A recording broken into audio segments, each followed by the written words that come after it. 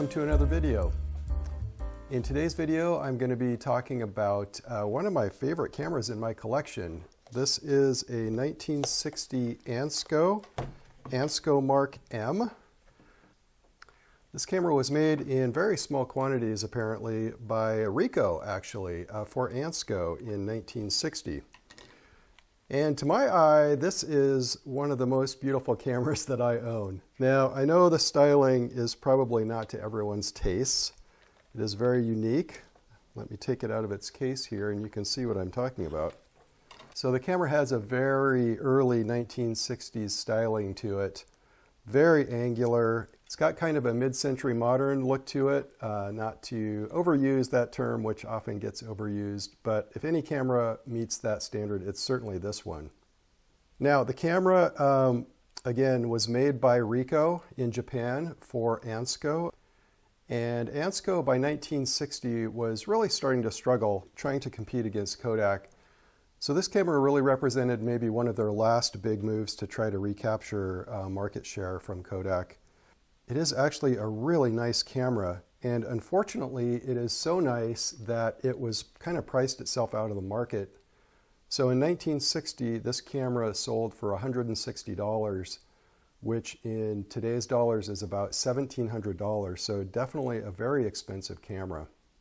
Now, this price was competitive when compared to other high-end cameras of the time, many of which sold for even more than that. However, coming from a company like Ansco, which was known primarily for its film, this was a price that was difficult for this camera to be competitive at. And consequently, it was on the market only for a year or two. Now, Ansco really kind of went all out with this camera. They obviously hired a very excellent camera manufacturer in Ricoh to manufacture the camera. The lenses on the camera are top quality and produce really sharp results. They also hired the likes of Raymond Loewy to design the camera. And if you know Raymond Loewy, he was a very famous American industrial designer of much of the mid-20th century, starting from about the 1930s up through the 1960s. Now, Raymond Loewy is pretty much the definition of industrial design for a mid-century modern, at least in America. He designed everything from tableware to furniture to tractors to the Avanti sports car and Studebaker cars, as well as many iconic logos that are still in use today. He even did some design for NASA in the 1960s. So having his design touch on this camera was a major coup for Ansco. So they really were trying to make a mark with this camera. But again, unfortunately, it just didn't sell well. And it certainly didn't save Ansco, unfortunately. Now, as you can see, I've got a whole suite of components to go with this camera. The camera, which has its own unique bayonet lens mount, had 3 lenses that you could acquire for it. The standard 50mm lens, the 100mm lens, and the 35mm lens. Now, technically, there were actually 4 lenses. There was a second 50mm lens that was an f2.8 lens, slightly less cost. This is the f1.9 lens. I also have the Ansco light flash that goes with it. It is a hot shoe triggered flash, which is pretty advanced for this time. Now, all of the lenses for this camera are just very sharp, very high quality lenses and produce excellent results. So let's go through a few features of the camera. As you can see, the styling is fairly unique. Like I said, there are angles in virtually every aspect of the camera's design. Starting from the top of the lens, you can see that most of the controls for the camera are on the lens itself.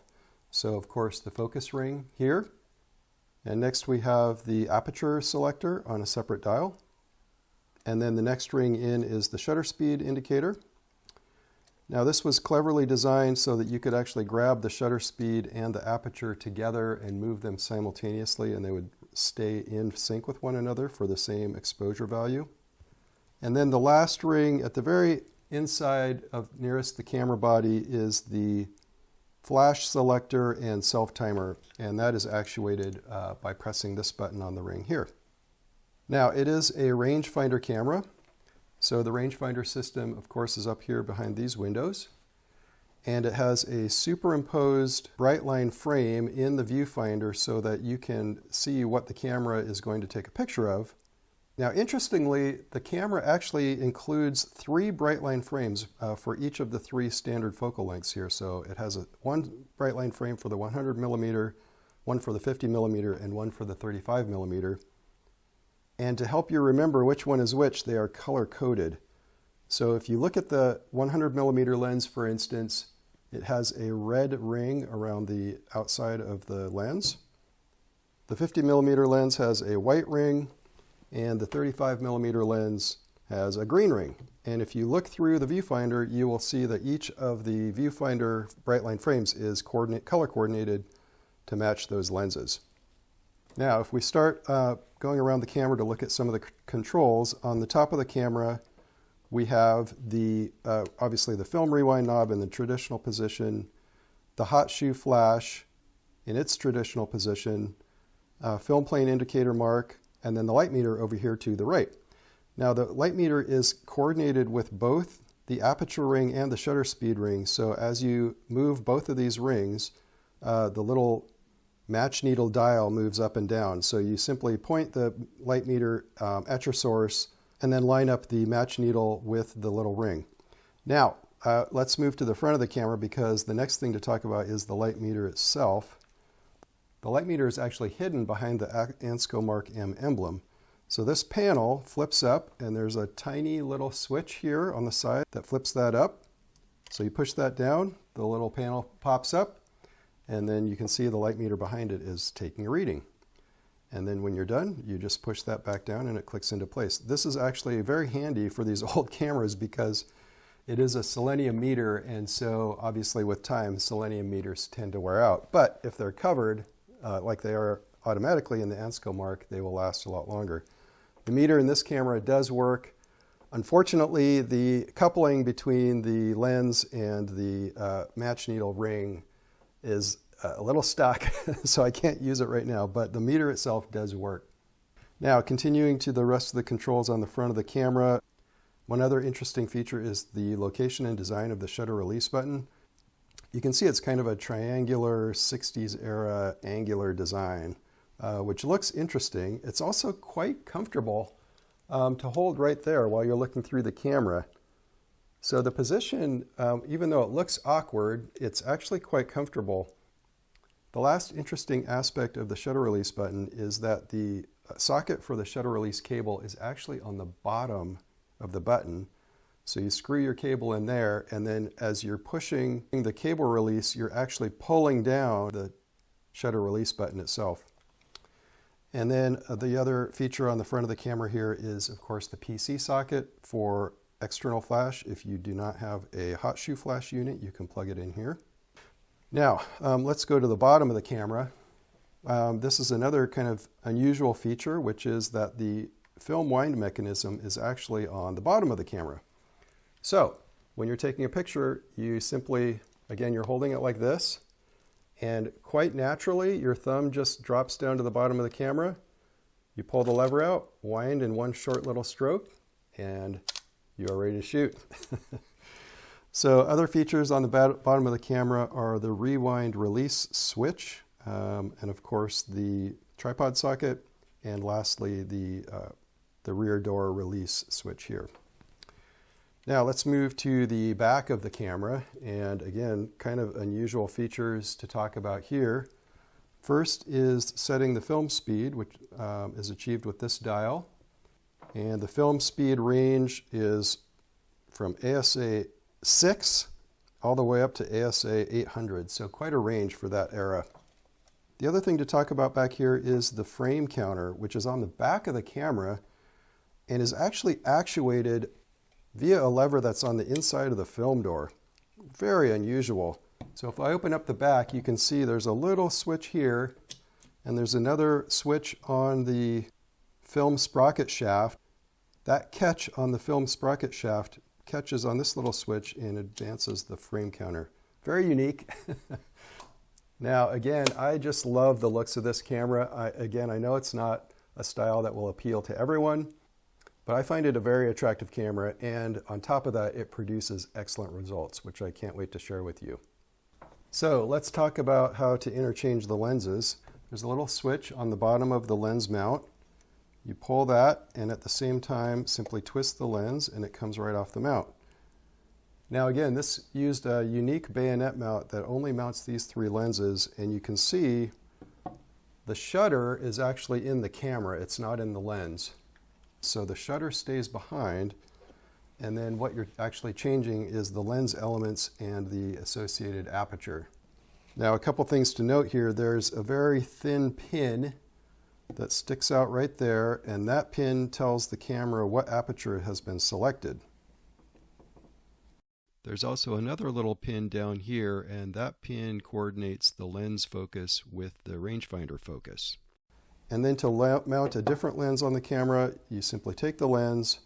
There's a little red dot, of course, on the back of the lens, and a little red dot in the receiving mount, and you simply line those up just like that, very gently. Click it into place, and you have successfully changed lenses. Now, I do have a soft spot for Ansco. I really love the history of the company is fascinating, and they put out some really interesting products over the years.